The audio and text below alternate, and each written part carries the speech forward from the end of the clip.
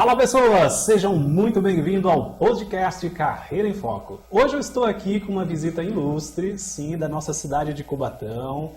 Ele entrega valor através da educação, ele entrega valor através da gestão aí de fazer pessoas se encontrarem, né? Se encontrarem com quem? Com a nossa língua portuguesa.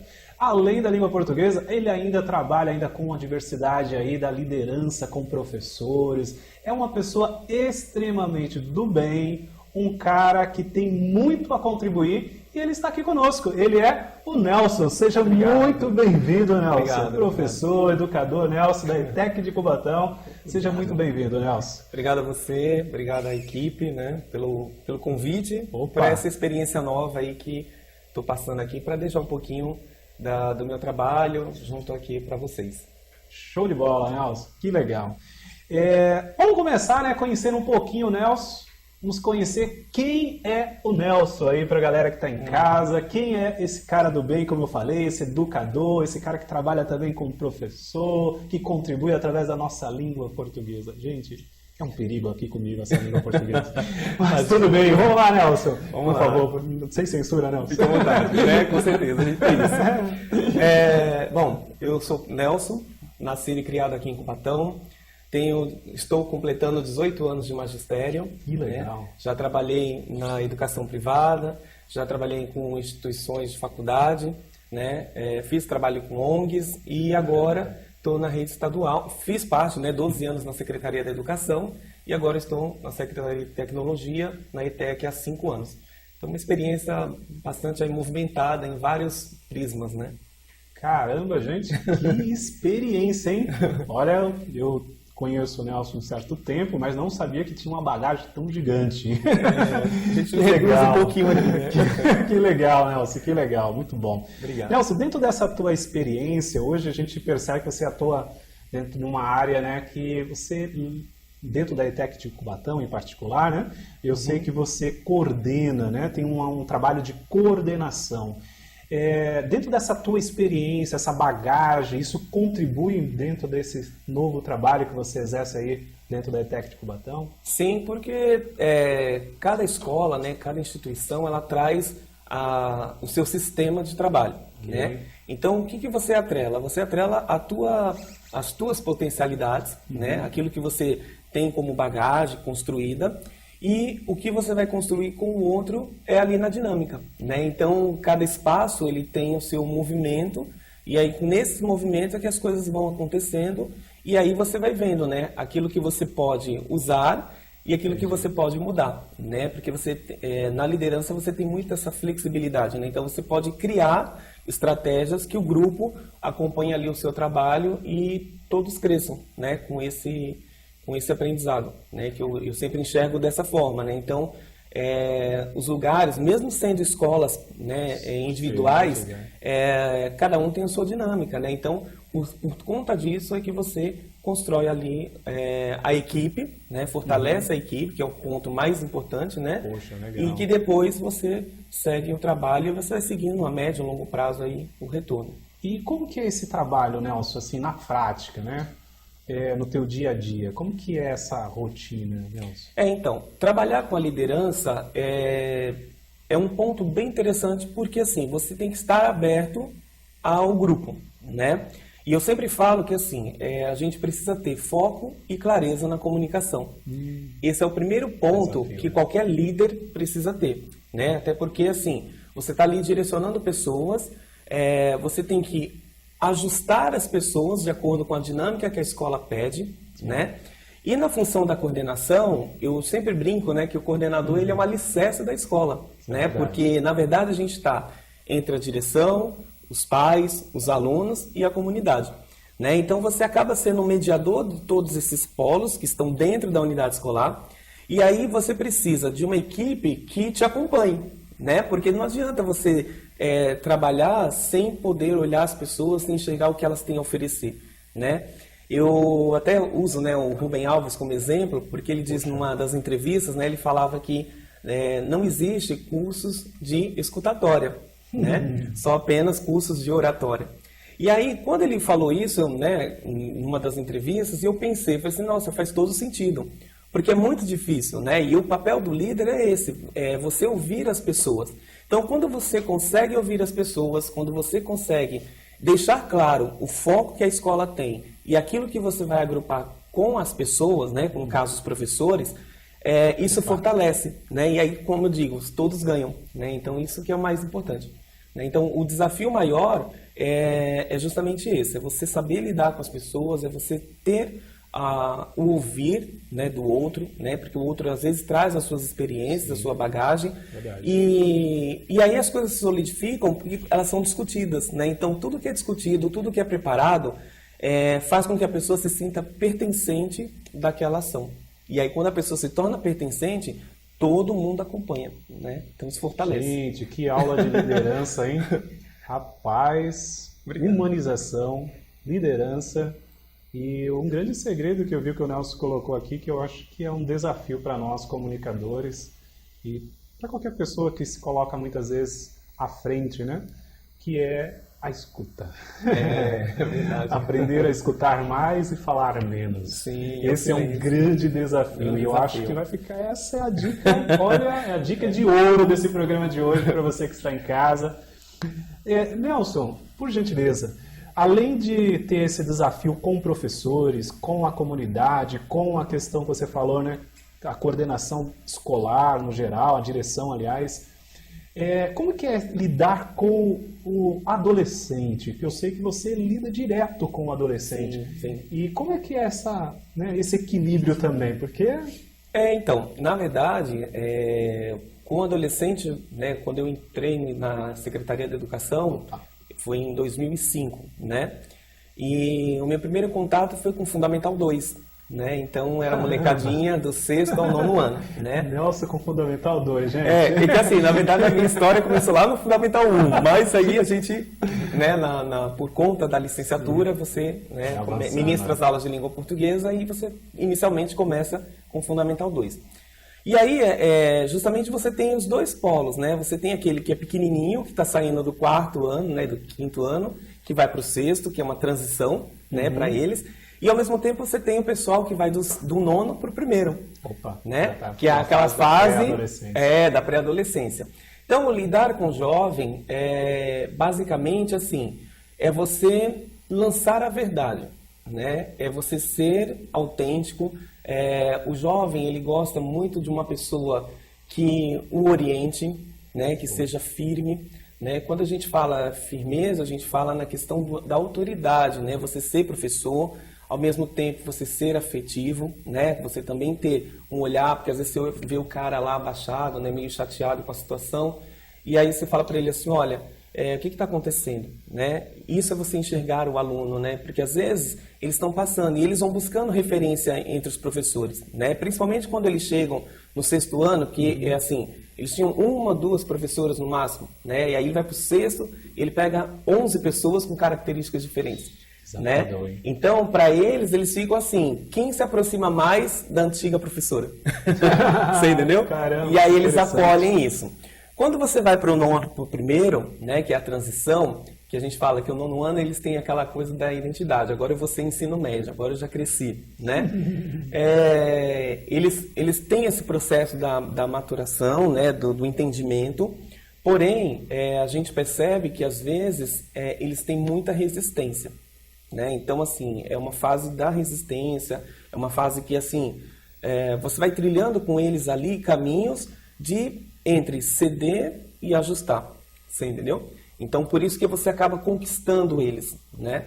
E quando como eu já entrei com o ensino médio, aí eu acho que é muito gostoso, né? Porque o ensino médio, você está falando com ele ali de igual para igual, né? Você está lançando, ao que eu falei, a escuta, mas ao mesmo tempo você está provocando ele a reflexão, né? Que eu acho que o que mais a gente tem que priorizar na educação é fazer esse aluno ser autônomo, né? Ele tomar atitudes, ele ser responsável pelas próprias atitudes e ao mesmo tempo ele refletir sobre elas, né? Então, isso que é importante, que é o que a gente chama hoje de protagonismo juvenil, né? O protagonismo ele vem, que na verdade sempre existiu, mas aí precisou-se, né, criar essa nomenclatura para as escolas poderem ajustar aquilo que já existia, né? Que de repente você como professor, a gente já sabe lidar, né, com esse caminho.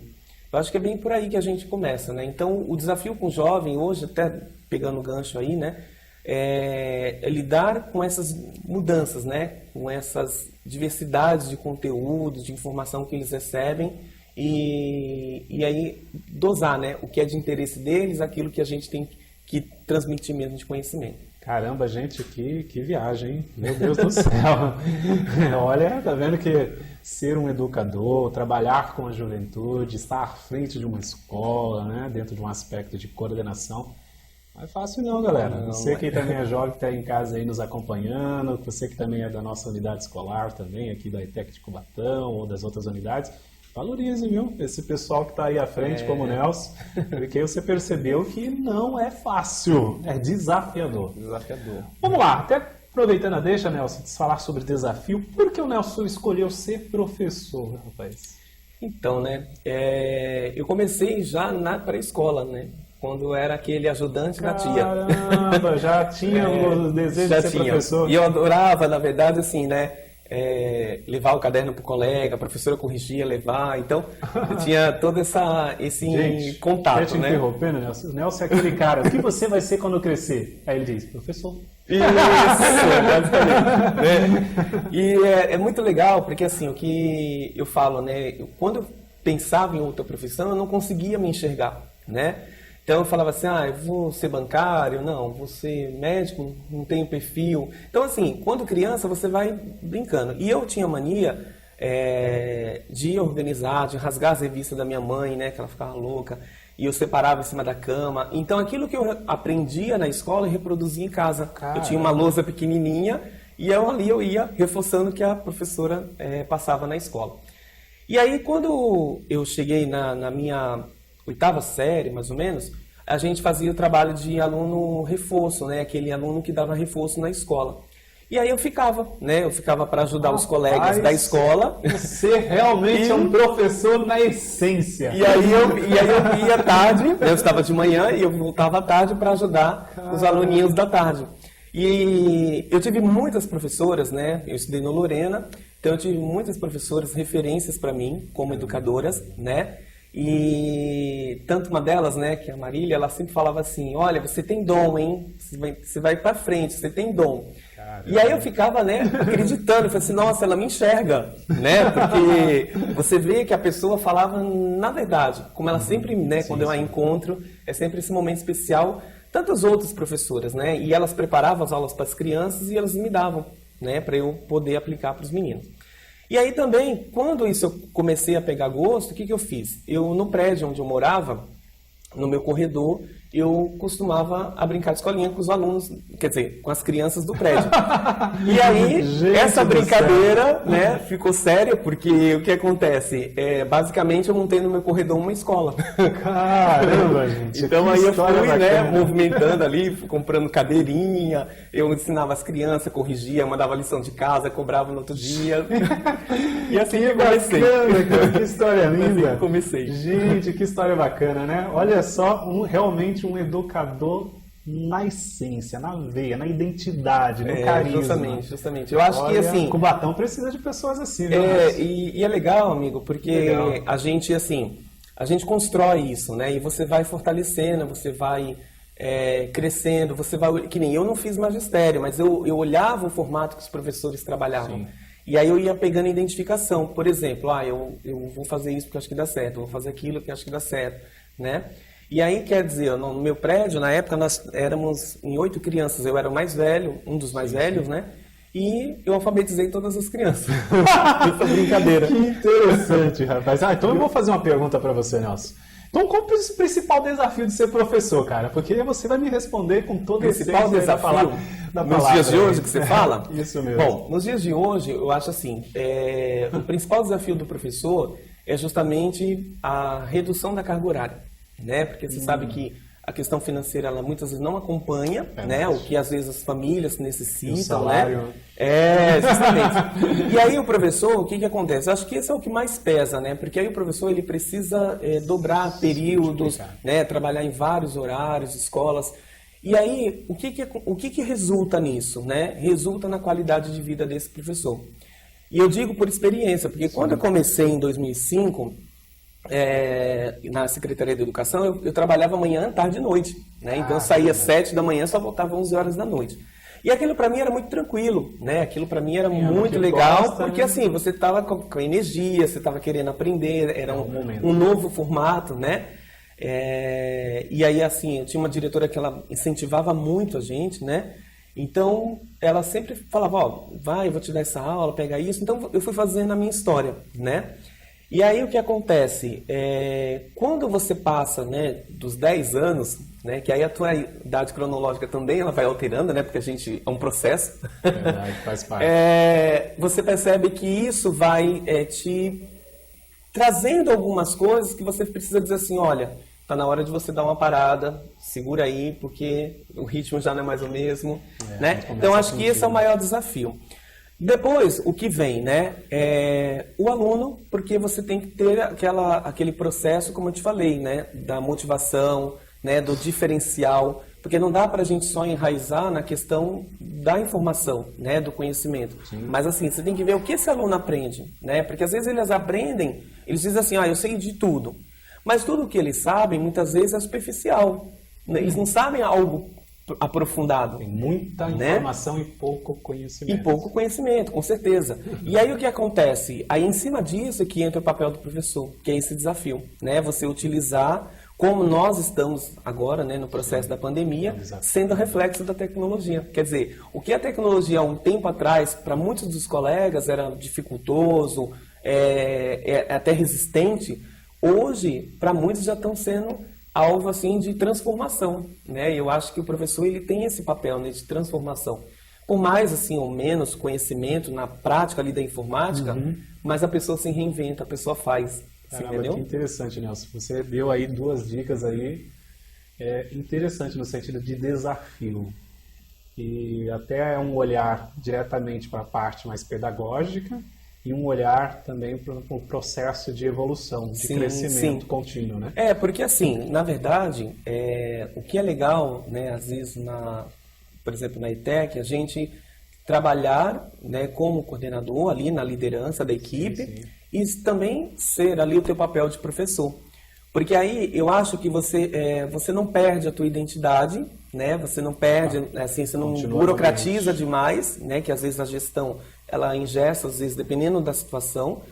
E a sala de aula não, a sala de aula é um dinamismo, né? A sala de aula você nunca vai dizer assim, é todo dia a mesma coisa. Não Aproveitando esse gancho, Nelson, qual seria um erro aí para um educador que está iniciando ou para um professor que está nesse momento aí experimentando esses primeiros anos, né? Dentro da sua fase aí de lidar com a educação? Qual seria aí, pelo menos se você pudesse linkar uns 2, 3 erros que você considera realmente crucial, que tem que tomar muito cuidado? Bom, por exemplo, dentro da própria prática docente, né, o conhecimento, o professor ele tem que estar sempre em atuação, né? Eu não posso, por exemplo, eu terminei a licenciatura, eu fiz uma pós-graduação e está tudo ok, né? Então, não, você precisa ter mais, assim, informação, estratégias, né? Buscar conhecimento, né? Porque a gente fala que nunca é demais. Verdade. Então, o conhecimento ele faz com que você, profissional, se aprimore e você consiga enxergar aquele aluno e trazer ali as necessidades, as expectativas para um resultado positivo, né? Então, eu não diria que seria um erro, mas seria uma fragilidade, que às vezes alguns professores eles param, né? Não se atualizar. Então, não por N razões, né? Não só por questões pessoais, familiares, né? Ou, enfim, ou por oportunidades, né? Então, existem vários, né, viés aí que pode ser entendido. Mas, assim, eu acho que a questão da informação, do conhecimento é algo que tem que estar ali constante na vida de um professor, né? Então, esse é um ponto-chave.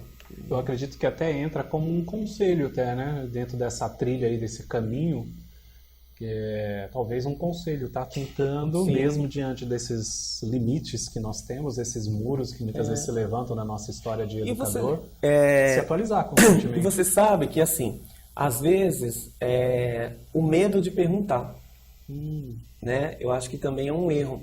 Porque às vezes as pessoas pensam assim, se eu perguntar para ele que tem mais tempo de casa ou menos, né, do que eu ali, será que ele vai achar que eu sei imenso, né? não tenho esse conhecimento todo. Interessante. E eu acho que não, eu acho que a gente que não tem mesmo conhecimento tem que perguntar, né? Eu nunca tive essa preocupação, né? Engraçado que eu nunca tive essa preocupação. Então, se eu não soubesse qualquer coisa, eu ia perguntar para a pessoa, como é que funciona isso? E eu sempre fui muito assim, questionador, né? Então eu ficava olhando, primeiro observava, né, para entender o processo.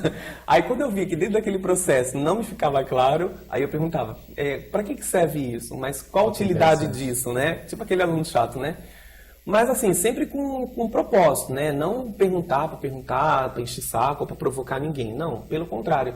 Era mais para o conhecimento, para saber qual é a aplicabilidade daquilo, né? Então fica um conselho, assim, uma dica pessoal que está em casa, que perguntar faz bem.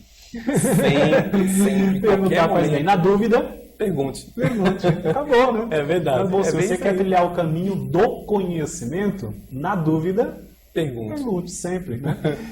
Nelson, nós estamos vivendo um momento totalmente atípico, né? Um momento diferenciado, que é o momento da pandemia.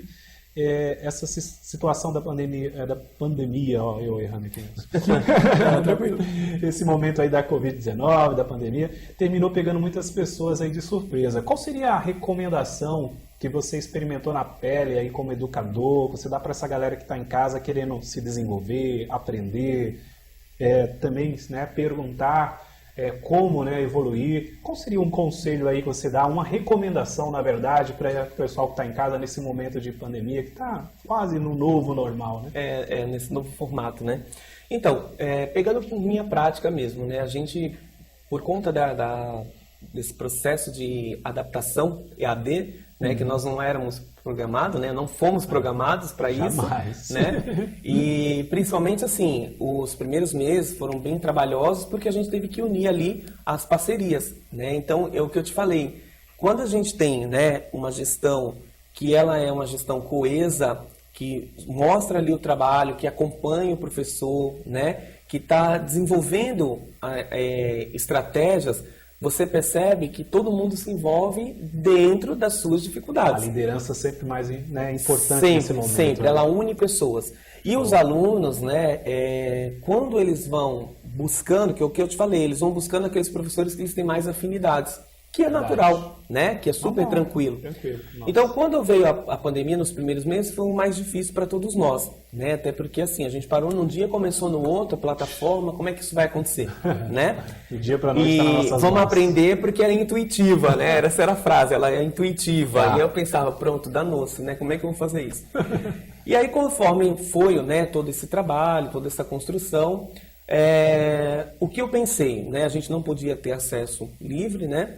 Eu procurei fazer cursos, porque algumas universidades, né, ou grupos de estudos começaram a fazer gratuitamente, né? Então eu falei assim, é o momento, porque de repente às vezes tinha um curso que era, sei lá, R$300, o cara estava me dando gratuito ali, né? Verdade. Pode ser que tenha uma carga horária mais enxuta em relação, né, ao presencial, sim, mas naquele momento me atendia como necessidade. E aí o que eu fazia para separar, né, essa questão, né, do profissional e o pessoal, né, porque assim a gente ficou envolvido na mesma coisa dentro de casa, né? E aí eu comecei a fazer leituras diferenciadas, vídeos, né, canais de entretenimento para você sair daquele foco, né, porque você consegue se desconectar, né, daquele processo pedagógico que às vezes está cansado, né? Então me fazia, né, principalmente os programas de humor, eles trazem essa reflexão e a gente brinca ali, ri, passa o tempo, né? E a música, porque é algo que eu amo muito, né? Então eu amo muito música, então ali cada dia era um cantor, uma história, um momento. Você tem que acompanhar o Nelson no Instagram, de vez em quando ele tá lá com os, vamos dizer, a música popular brasileira tá no sangue desse cara. Você vai ver, a gente vai acompanhar ele lá, você vai ver, né? É o homem da Bahia, é o homem da Bahia. É o homem que gosta mesmo da música na sua totalidade, na sua alegria. Na alegria, é verdade. Eu acho que a música ela me preenche, né, não só como professor, né, e até para usar, fazendo esse link com a literatura, caminham juntas, né? São artes, né? Então são coisas que você pode trabalhar trechos, né, por exemplo, você vai falar lá de Camões, você pode usar o Legião Urbana, né? Você vai, por exemplo, falar do arcadismo, né? Você fala da Marisa Monte, então você consegue ajustar, né? E esse aluno, ele conhece esse repertório, que muitas vezes o aluno também não conhece o artista, não conhece o repertório que esse artista traz. Então eu acho que a música é algo que, como eu te falei, ela me preenche e me ajuda também quanto profissional, né? Nelson, estamos indo já para a reta final do nosso programa de hoje. Olha, passa assim, rápido, cara? Né? Meu Muito Deus bom. do céu, Muito né? bom.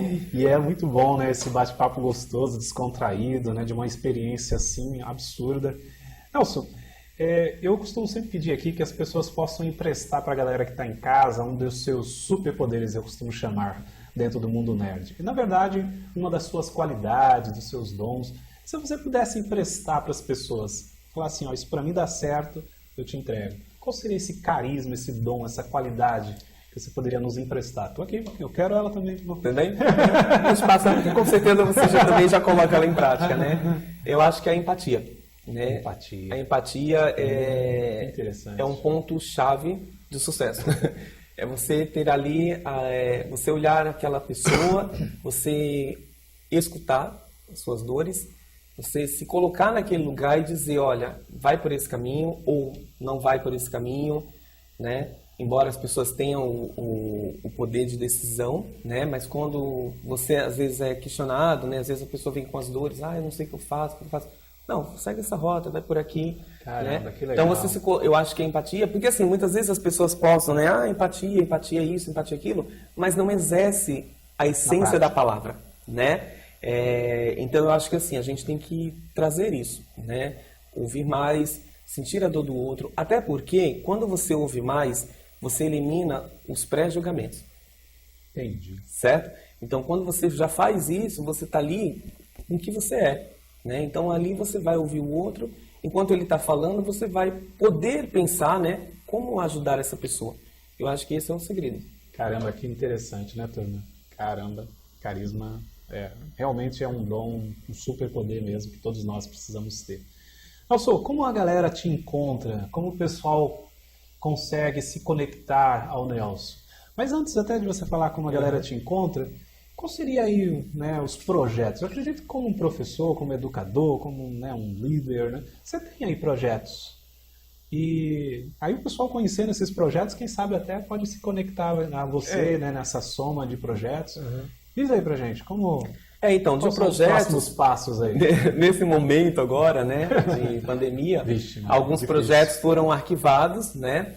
Até por conta, assim, de aplicabilidade, até mesmo dentro da escola da qual eu trabalho, né? Tinha alguns projetos que eu ia implantar na escola, que, né, principalmente para atender os alunos do terceiro ano, né, por conta de vestibular e Enem. Então, eles ficaram um pouco adormecidos por conta, né, da pandemia. Mas eu estou nesse momento, assim, de renovação, de estudo, né? Então eu estou levantando alguns estudos até dentro do empreendedorismo, né? Legal, gente. Embora seja totalmente, né, diferente da área, né, de humanas ali, porque na verdade é humanas, mas está na área de gestão, né, no eixo de gestão. Mas assim, eu estou ouvindo muito, na verdade entendendo como é que funciona essa questão do empreender, né, de construir algo que você possa depois lançar com firmeza, né, para as pessoas e oportunizar ali o teu trabalho e aprender, né, porque eu acho que a gente está sempre nesse momento, né, de aprendizado. Então, eu acho que esse é o meu desafio. Então, nesse momento, assim, meus projetos eles estão, como eu te falei, esses 2 projetos voltados para o vestibular, né, para atender os meus alunos, a gente está adormecido, mas que quando voltarmos para o presencial, isso vai ser visto. E é legal, porque de repente você, né, saindo, as duas coisas, você consegue unir as duas coisas. Né? Então, você acaba tendo isso. Nelson, uma frase aí pra galera, né, que você puder colocar no outdoor de todas as cidades. Isso aqui eu peço sempre, vem cada frase que é inspiradora. Que bacana. E um cara da área, né, meu Deus do céu, nossa língua portuguesa, um cara que tem aí a essência da leitura. Qual seria uma frase aí que você colocaria aí nas entradas das nossas cidades? Olha, eu penso assim, seja conhecimento e transborde possibilidades. Caramba, perfeito, hein? Né? Porque... Seja conhecimento e transborde possibilidades. Conhecimento é poder. Gostei da deixa. Usa já, né, o imperativo para dar essa ordem, né? Esse pedido, olha, faça isso, seja isso, né? Porque eles dois constroem ali. Show de bola. Nelson, agradeço aí mesmo, de coração aí pela sua participação aqui no nosso podcast Carreira em Foco. nosso programa Conhecimento é Poder. Agradeço a você que está em casa por nos acompanhar aqui toda semana com uma entrevista diferente, com um assunto diferente. E me despeço aqui de você que está em casa. Nelson, também aí para a galera. Obrigado também. A todos, né, por essa experiência. Agradeço o Wellington, a equipe aqui da TV Polo que está organizando, né, desse cuidado, né, no atendimento.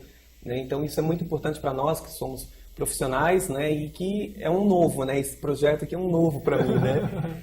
E agradeço a vocês que estão aí participando. Espero que eu possa ter contribuído vocês.